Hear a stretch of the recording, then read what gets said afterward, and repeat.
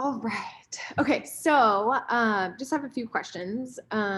What was it like for Megan before she joined the program and started working with me and confidence and the mindset part of the game?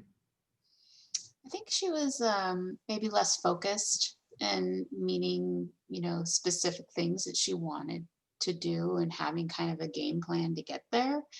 Now I feel like she's much more targeted on what she wants, and maybe some of her thought around maybe not playing has helped her kind of like as she goes through your process and through the exercises to figure out what she wants. It doesn't always have to be about, oh, I'm going to play in college. It could be, you know what, I've done all this, and to help her figure out what she really wants. Mm-hmm. Right. Yeah. So like kind of like following her compass and like Yeah. being like Yep.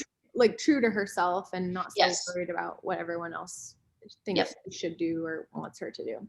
Yep. That's awesome. What made you guys decide to work with me and the confident athlete and working on her confidence? Like if I don't know if there was any other options, but what was like the deciding factor for you guys?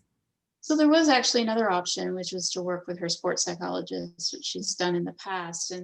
But I think sports psychology for her was really worked when she had her pitching issue, and it was a very specific problem. Versus working with you, it's more like lifelong skills that she can use no matter where she goes. Mhm. And I'm a big proponent of supporting women businesses as much as we can, and having not only that, but you having that experience so recently, I think for her, like you know what you're talking about, right? There's this validity in what you've been through and what you're talking about, that she can believe in.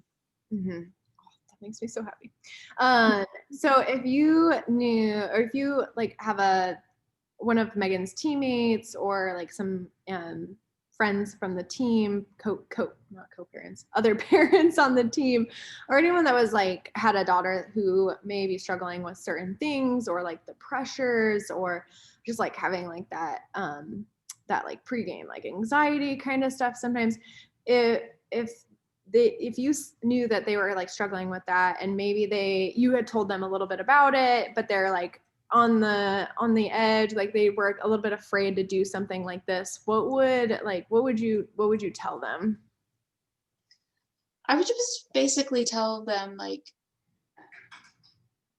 your program really helps, like you said, kind of guide them and give them like real exercises it's not just talk, right? It's actually talking, but putting the skills into practice. Mm-hmm. And I think that's really important, not just to like, you could sit there and do a PowerPoint and explain all this, but giving them things to work on and shifting that mental mindset is just so important.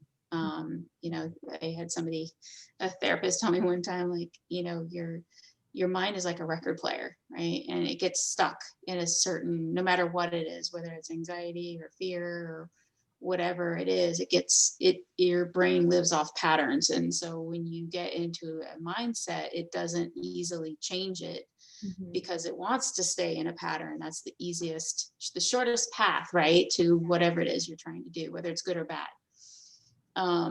So consistently working on that, it's like a gym, right? It's like working out. If you don't use it and you don't train, then you're not going to be better. So Megan's sports psychologist said one time, and it always stuck with me, that practice is 90% physical and 10% mental. And when you play in a game, it's 90% mental and 10% physical. Because the point is that you've practiced so much that you've set that precedent, and you already know what to do, Yeah.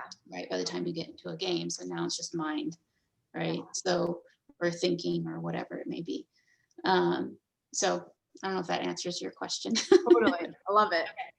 We like got into the science of it today. Awesome.